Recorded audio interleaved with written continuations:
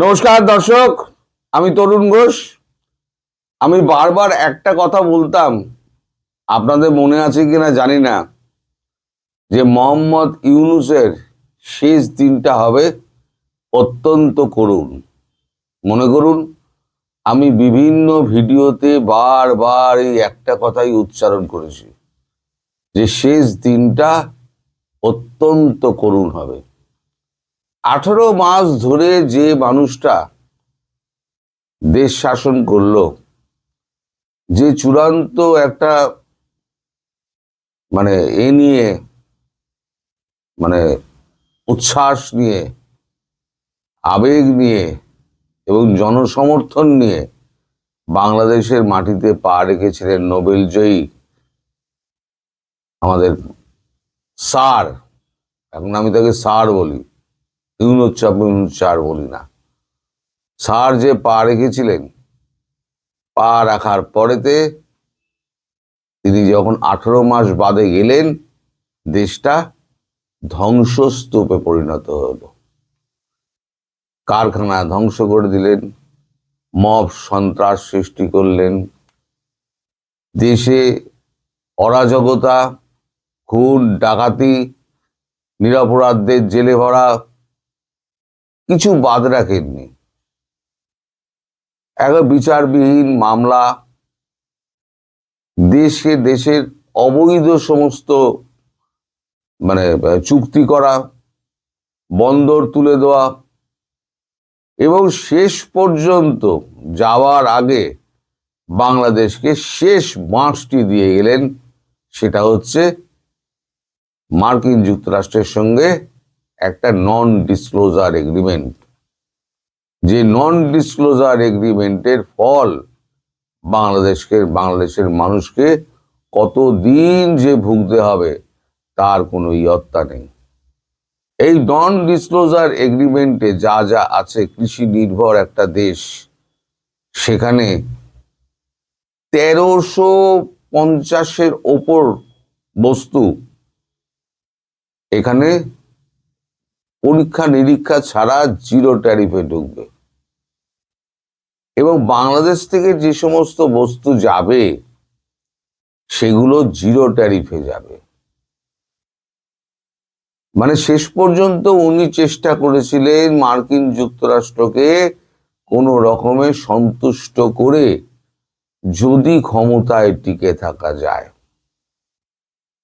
উনি জামাতকে আনার অনেক চেষ্টা করেছিলেন, যদি জামাত আসে তাহলে পরে তিনি রাষ্ট্রপতি হবেন। একটা খায়ে শোনার মধ্যে ছিল। যেদিনকে নির্বাচন যেদিনকে হলো, সেদিনকে একেবারে ধেই করে গৌরাঙ্গের মতো নাচতে নাচতে তিনি ঈদের উৎসব পালন করেছিলেন। তারপরে যখন ফল বেরোতে আরম্ভ করলো, তারপর থেকে আর মোহাম্মদ ইউনূসকে দেখা গেল না।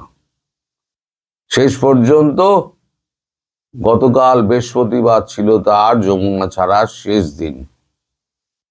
সেই শেষ দিনে রাত না কাটিয়েই গভীর রাতে তিনি দেশ ছাড়লেন। এখন দেশ ছাড়ার একটা ভিডিও বিভিন্ন সংবাদ মাধ্যমে দেখা যাচ্ছে। ওটা আগের ভিডিও না পরের ভিডিও আমি জানি না, কিন্তু 18 মাস যে লোকটা, যাকে প্রথম লোকে বলতো স্যার আপনার 1000 বছর হায়াত হোক, শেষে লেখা বন্ধ হয়ে গেছিল। আমি বলেছিলাম সবকিছুই আস্তে আস্তে বন্ধ হবে। এখন তার একটা গান স্যালুট জুটল না, একটা ফুলের মালা জুটল না, কেউ করমর্দন করলো না, কোনো টিভি ক্যামেরা তাকে ফলো করলো না। তিনি সম্পূর্ণ একাকী, নিঃসঙ্গ, মাথা নিচু করে বাংলাদেশ থেকে ধীরে তড়িৎ গতিতে পালিয়ে গেলেন।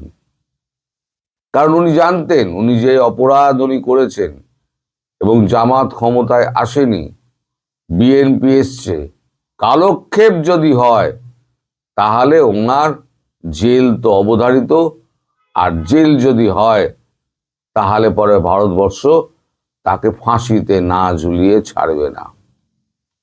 কারণ তারেক রহমানের সঙ্গে ভারতবর্ষের যে চুক্তি হয়েছে সেই চুক্তি অনুযায়ী প্রথম আর কি শর্ত ছিল, ইউনূসকে হটাও এবং শেখ হাসিনাকে ফিরিয়ে এনে রাজনীতিতে তার অবস্থান পাকা করো। তিনি ভোটে লড়বেন, জিতলেন কি জিতলেন না সেটা পরের কথা। এখানেও অনেক খেলা আছে। এই যে খলিলুর রহমান, তাকে ইনক্লুড করা, এই নিয়ে অনেক রকম ধোঁয়াশা রয়েছে, অনেকে অনেক কথা বলছেন। আমি এই নিয়ে এখন কোনো কথা বলবো না, কারণ এটা ওই কথা বলার সঠিক সময় নয়। আমি পরে এই ব্যাপার বলবো, কারণ এখানে আন্তর্জাতিক অনেক খেলা লুকিয়ে রয়েছে। এখন সেটা বলার সময় আমি যদি বলি তাহলে অনেক কিছু ইকুয়েশন পাল্টে যেতে পারে, কিন্তু আমি পুরোটাই জানি।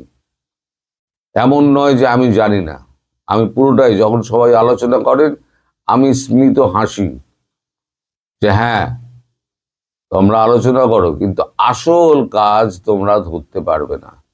এই যে 18 মাস ধরে আপনারা যে বলতেন যে ভারত কিছুই করছে না, ভারত কিছুই করছে না, ভারত যেটা করেছে সেটা হচ্ছে পেছন দিক দিয়ে খেলেছে, সামনের দিক দিয়ে খেলেনি। পেছন দিক দিয়ে খেলে গণেশকে 18 মাসে উল্টে দিয়েছে। এ প্রসঙ্গে পরে আসবো যে এখন বাংলাদেশি হিন্দুদের জন্য একটা বড় রকমের চমক আসছে। এখনো সেটা মানে পুরোপুরি ঠিক হয়নি, তাই এ নিয়ে আমি সাধারণ মানুষকে ভুল বার্তা দিতে চাই না। আগে ঠিকঠাক হোক, তখন আমি বলবো যে বাংলাদেশের হিন্দুদের জন্য ভারতবর্ষ কি ভাবছে। একটা আপদ বিদায় হয়েছে, চোরের মতো বিদায় হয়েছে। এইবার যিনি বাইরে আছেন তাকে ভেতরে প্রতিস্থাপন করা এবং বাংলাদেশি হিন্দুদের যারা রয়েছেন, যারা অত্যাচারিত নিপীড়িত যারা এখনো রয়েছেন, তাদেরকে একটা কি করে বের করে আনা বা ওখানে তাদেরকে স্থিতিশীলতা এনে দেওয়া, সেই সমস্ত ব্যাপারগুলো নিয়ে এখন চিন্তা ভাবনা চলছে। এখন সে ব্যাপারে কিছুটা কাজও এগিয়েছে। এখন ভারতবর্ষ যখন ভাবে, ভারতবর্ষ কিন্তু করে দেখায়।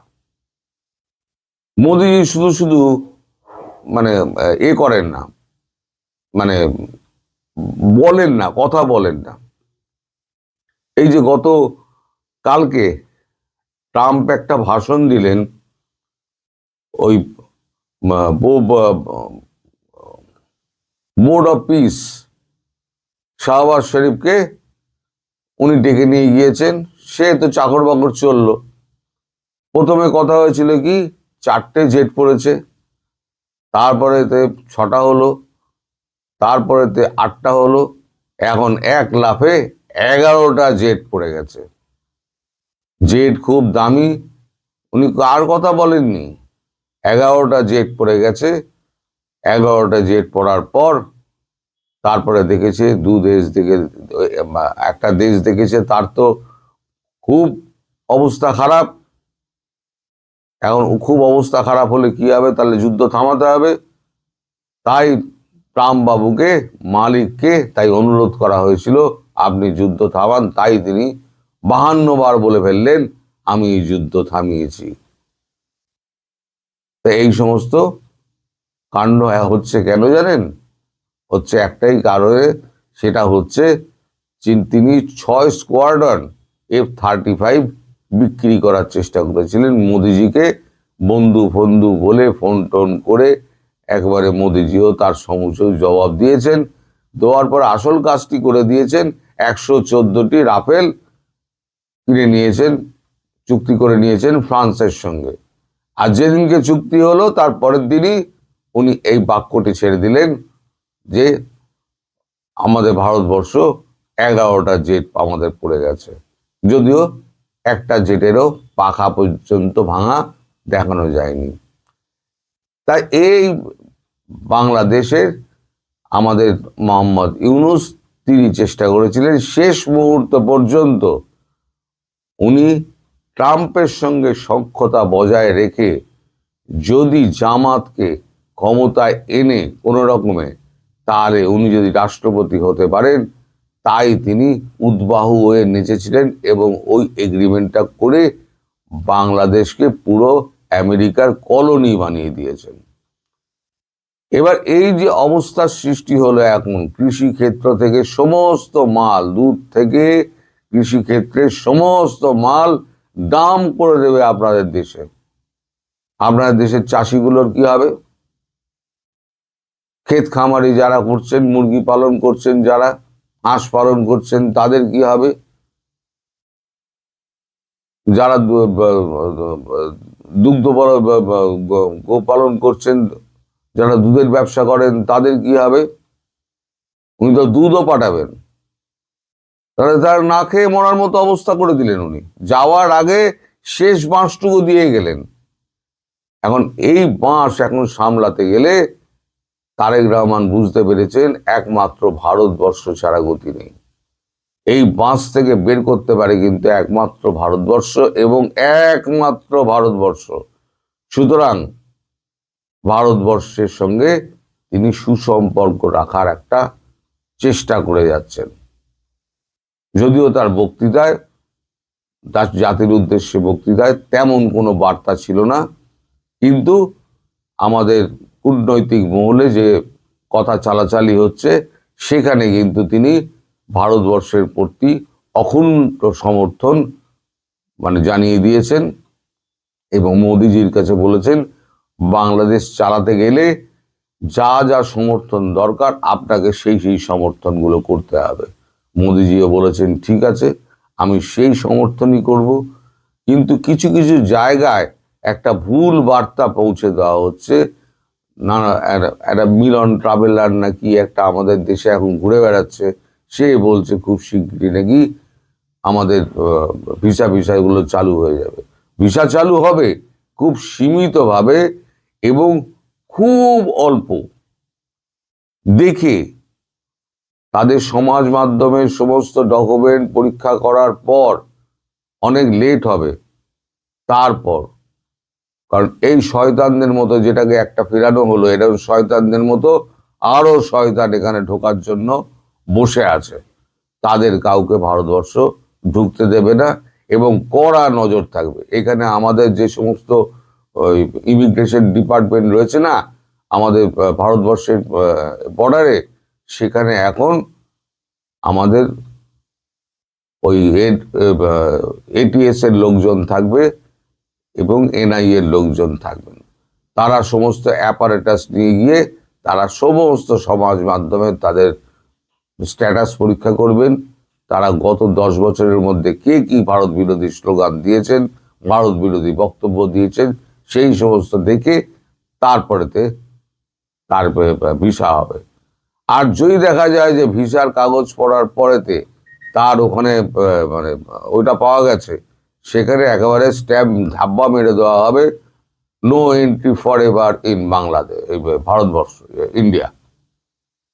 তার মানে একেবারে ভারতবর্ষে যদি একদম সন্নিকট যে রাষ্ট্র, সেই রাষ্ট্রের সঙ্গে যদি আপনার যোগাযোগ না থাকে, আপনি যদি সেই রাষ্ট্রেই যদি না যেতে পারেন, তাহলে অন্য দেশ আপনাকে ভিসা দেবে কেন?